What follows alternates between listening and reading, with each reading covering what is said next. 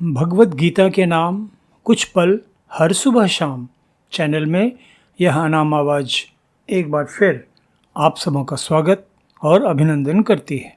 साथियों, आज आप सबों के बीच प्रस्तुत है भगवत गीता तृतीय अध्याय का छठा तथा सातवां श्लोक। कर्मेंद्रियाणि संयम्य य आस्ते मनसा स्मरन् इंद्रियार्थान् विमूढ़ात्मा मिथ्याचारः स उच्यते। यह तो इंद्रियाणि मनसा नियम्य आरभते अर्जुन कर्मेंद्रियैः कर्मयोगम असक्तः स विशिष्यते।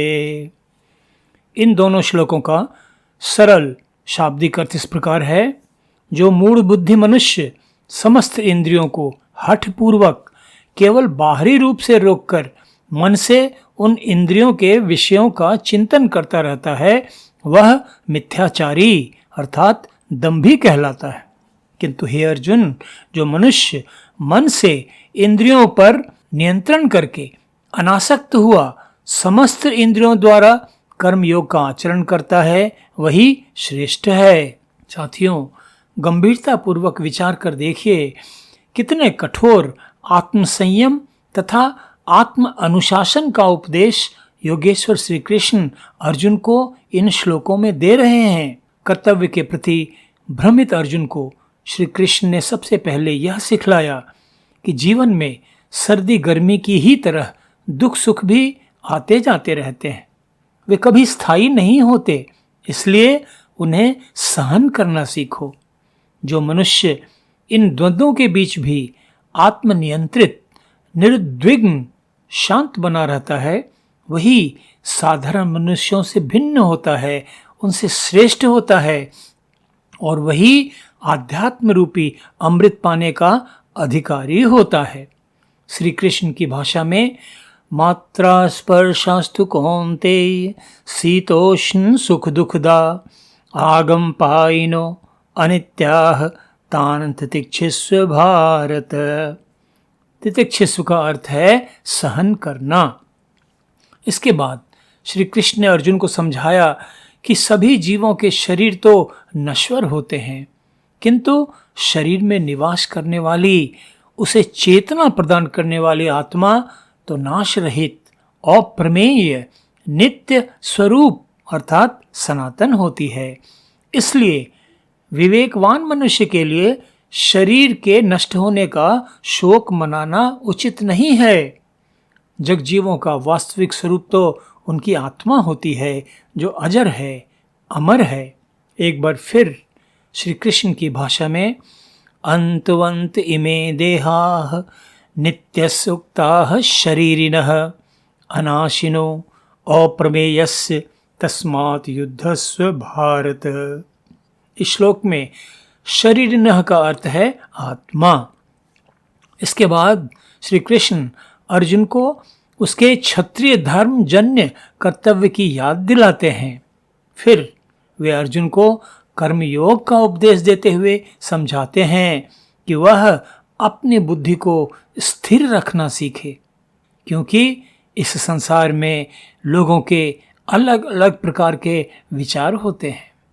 इसलिए मनुष्य को सोच विचार कर लिए गए अपने निर्णय के प्रति बिना किसी भ्रम के, बिना किसी संशय के, बिना किसी दुविधा के पूरी दृढ़ता से संकल्पित रहना चाहिए।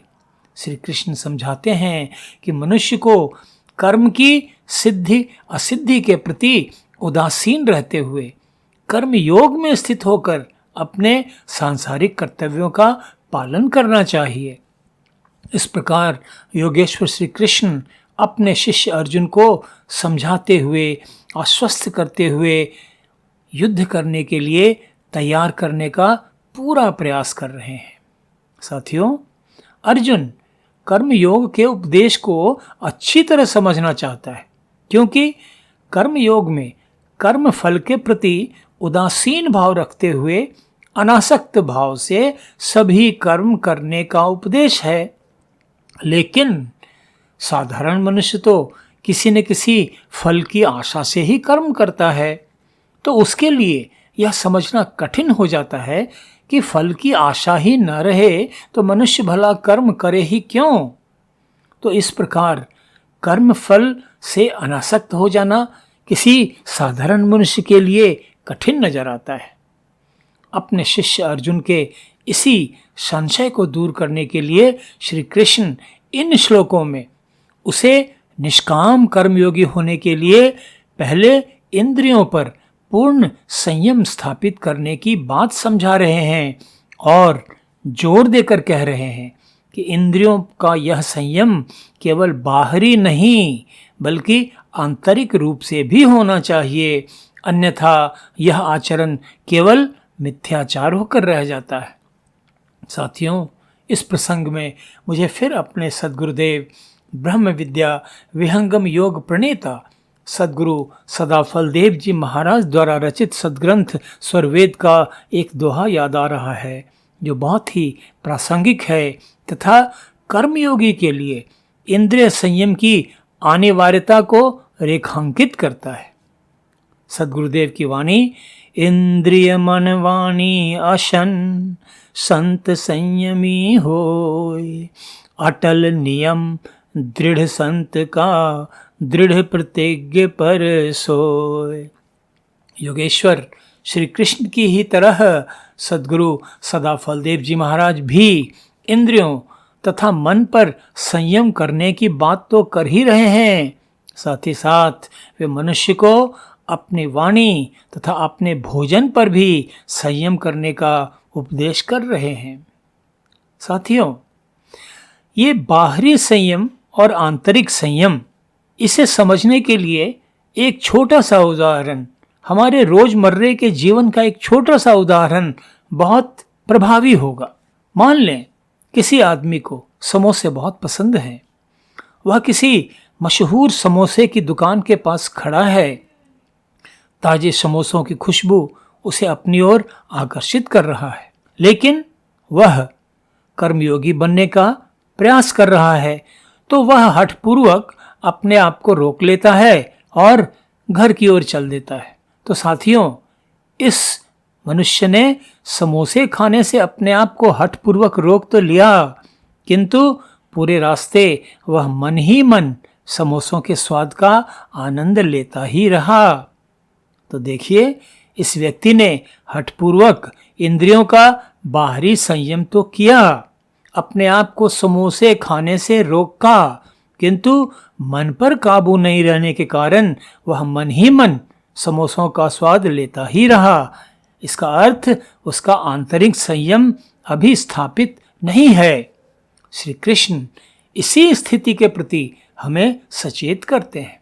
साथियों, इस श्लोक के सरल शाब्दिक अर्थ में हमने देखा कि श्री कृष्ण अर्जुन को समझा रहे हैं कि कर्मयोगी बनने के लिए यदि इंद्रियों पर हठपूर्वक बाहरी संयम कर लिया जाए तो इससे बात नहीं बनने वाली है। यह तो मिथ्याचार अर्थात हाइपोक्रेसी पाखंड होगा।